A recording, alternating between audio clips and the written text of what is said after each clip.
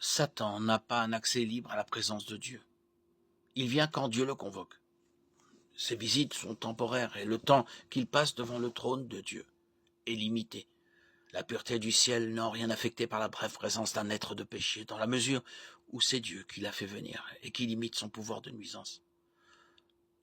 Satan n'a accès à Dieu que jusqu'au jugement dernier. Ensuite, Dieu créera un nouveau ciel et une nouvelle terre, essuiera toute larme de nos yeux, révélera la nouvelle Jérusalem et nous promet qu'il n'y aura plus du tout de péché. Apocalypse 21, 1, 27.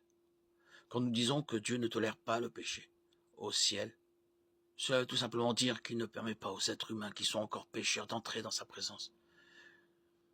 Il peut cependant faire venir temporairement un être pécheur dans sa présence pour lui donner un ordre, lui demander des comptes, Ésaïe 6, Job 1, 2, ou tout simplement le juger, et ce, sans que sa sainteté ne soit compromise, Apocalypse 20, 11, 15. À la fin des temps, la sainteté de Dieu détruira le péché. D'ici là, elle en limite l'étendue, si bien que Dieu demande parfois à Satan de lui rendre compte de ses actes.